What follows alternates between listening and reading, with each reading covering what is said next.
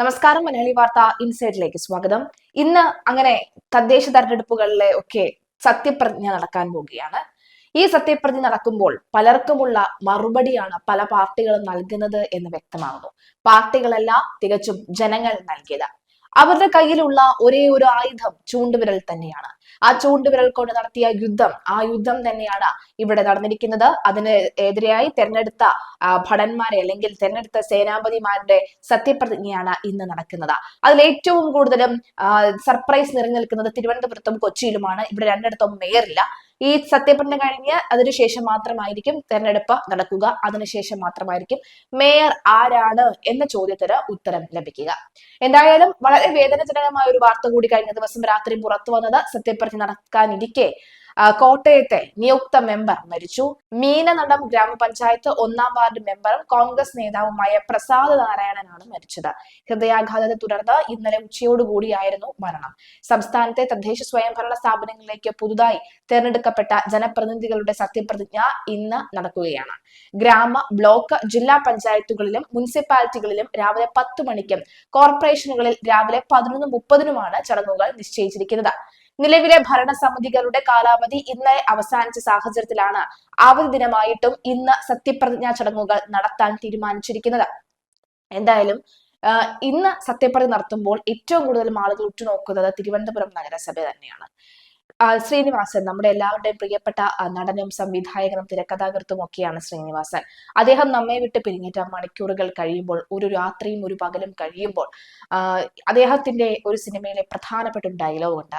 ഉദയനാണ് താരം എന്ന സിനിമയിലെ ആ ഒരു ഡയലോഗ് ഉണ്ട്. അതായത് ഉദയൻ എന്ന മോഹൻലാലിന്റെ കഥാപാത്രം ശ്രീനിവാസനോട് പറയുന്നതാണ്, നിനക്ക് എന്തെങ്കിലും സിനിമയിൽ അഭിനയിക്കാൻ ഈ മുഖവും വെച്ച് നിനക്ക് എന്തെങ്കിലും സിനിമയിൽ അഭിനയിക്കാൻ ചാൻസ് കിട്ടുകയാണെങ്കിൽ അന്ന് കോഴിക്ക് മുല വരുന്ന ദിവസമായിരിക്കും. കോഴിക്ക് മുല വരുന്നതും നിനക്ക് സിനിമയിൽ അഭിനയിക്കാൻ ഒരു ചാൻസ് കിട്ടുന്നതും ഒരേ ദിവസമായിരിക്കുമെന്ന് പറഞ്ഞ് കളിയാക്കുന്ന ഉദയൻ നമുക്ക് കാണാം. ആ ഉദയനെ നമുക്ക് ഒരിക്കലും മറക്കാൻ കഴിയില്ല. പക്ഷെ പിന്നീട് ആ കളിയാക്കലേറ്റ ശ്രീനിവാസൻ പിന്നീട് സിനിമയിൽ വലിയ താരമായി മാറുന്നതാണ് കാണാൻ സാധിക്കുന്നത്.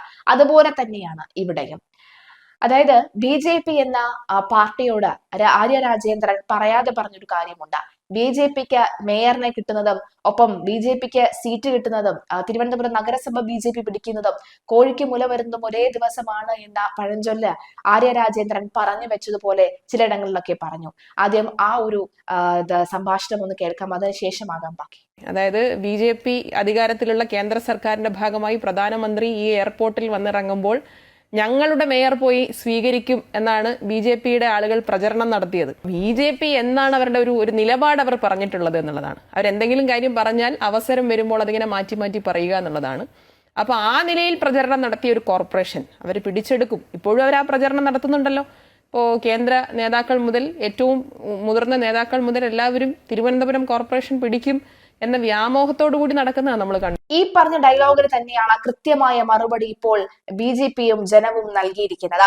അതായത് സത്യപ്രതിജ്ഞ ചെയ്ത് അധികാരത്തിലേക്കുമ്പോൾ അക്ഷരാർത്ഥത്തിൽ മേയർ ആര്യ രാജേന്ദ്രൻ നെഞ്ചത്ത് റീത്ത് വെച്ച് കയറുകയാണ് തിരുവനന്തപുരം നഗരത്തിലെ ജനങ്ങൾ. തിരുവനന്തപുരം നഗരത്തിൽ തെരഞ്ഞെടുക്കപ്പെട്ട 50 കൗൺസിലർമാരും ബാക്കി 2 സ്വതന്ത്രന്മാരും ഉണ്ട്.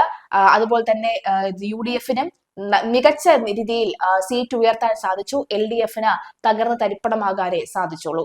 ഓരോ തദ്ദേശ സ്ഥാപനത്തിലും തെരഞ്ഞെടുക്കപ്പെട്ടവരിൽ ഏറ്റവും മുതിർന്ന അംഗത്തെയാണ് ആദ്യം സത്യപ്രതിജ്ഞ ചൊല്ലിക്കൊടുക്കുന്നത്. കോർപ്പറേഷനുകളിലും ജില്ലാ പഞ്ചായത്തുകളിലും കളക്ടർമാരും മറ്റിടങ്ങളിൽ അതത് ഭരണാധികാരികളും സത്യവാചകം ചൊല്ലിക്കൊടുക്കും. തുടർന്ന് മുതിർന്ന അംഗം മറ്റംഗങ്ങൾക്ക് സത്യവാചകം ചൊല്ലിക്കൊടുക്കും. സത്യപ്രതിജ്ഞയ്ക്ക് ശേഷം പുതിയ ഭരണസമിതിയുടെ ആദ്യ യോഗവും ഇന്ന് തന്നെ ചേരും. ഭരണസമിതികൾ നിലവിൽ വരുമ്പോഴും പ്രധാന കോർപ്പറേഷനുകളായ തിരുവനന്തപുരത്തും കൊച്ചിയിലും മേയർ സ്ഥാനാർത്ഥികളുടെ കാര്യത്തിൽ അന്തിമ തീരുമാനം ആയിട്ടില്ല.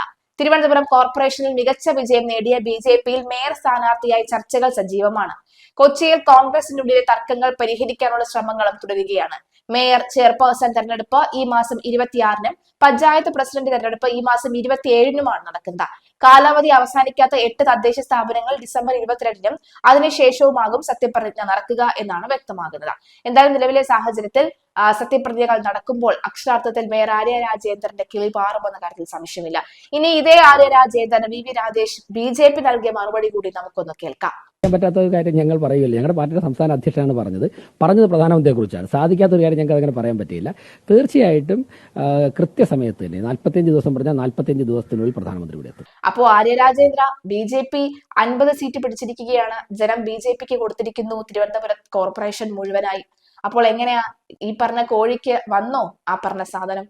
എന്തായാലും അധികം വാശിയും വീറും വേണ്ട. കാരണം ജനങ്ങൾക്ക് യുദ്ധം ചെയ്യാനുള്ള കഴിവുണ്ട്. പ്രത്യേകിച്ചും അവരുടെ ചൂണ്ടുവിരൽ ഉപയോഗിച്ചുകൊണ്ട് ആ ഒരൊറ്റ ആയുധം കൊണ്ട് യുദ്ധം ചെയ്യാനുള്ള കഴിവുണ്ട്. ആ യുദ്ധം തന്നെയാണ് തിരുവനന്തപുരം കോർപ്പറേഷനിലും കൊച്ചിയിലും ഒക്കെ കണ്ടതും. ഇനി നിങ്ങൾക്ക് കാണാൻ പോകുന്നത് സംസ്ഥാന തെരഞ്ഞെടുപ്പ്, നിയമസഭാ തെരഞ്ഞെടുപ്പിലായിരിക്കുമെന്നും അവർ ആവർത്തിച്ച് പറയുകയാണ്.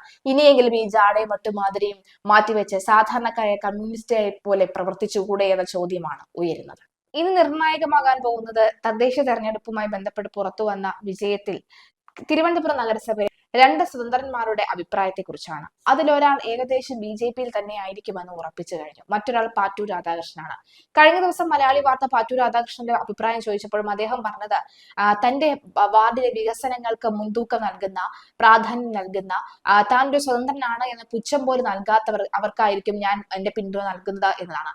മാത്രമല്ല, ഞാൻ എന്റെ ജനങ്ങളോട് കൃത്യമായി ഇറങ്ങിച്ചെന്ന് ചോദിക്കും ആർക്കാണ് ഞാൻ വോട്ട് ചെയ്യണം, ആരെ ഞാൻ പിന്തുണയ്ക്കണം എന്നുള്ളത്.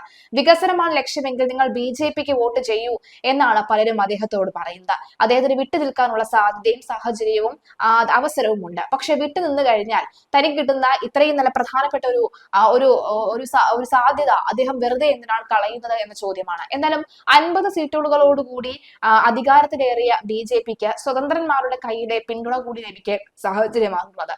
അങ്ങനെയെങ്കിൽ BJPക്ക് കൃത്യമായി തന്നെ തെരഞ്ഞെടുപ്പിൽ നമുക്ക് BJPയുടെ മേയറിനെ തന്നെ ലഭിക്കുക ചെയ്യും. അല്ലെങ്കിലും BJPയുടെ മേയറിനെ തന്നെ ലഭിക്കും. കാരണം 50 ഭൂരിപക്ഷം BJPക്കാണല്ലോ ഉള്ളത്. എന്നാലും സ്വതന്ത്രന്റെ അഭിപ്രായം കൂടി നിർണായകമാവുകയാണ്.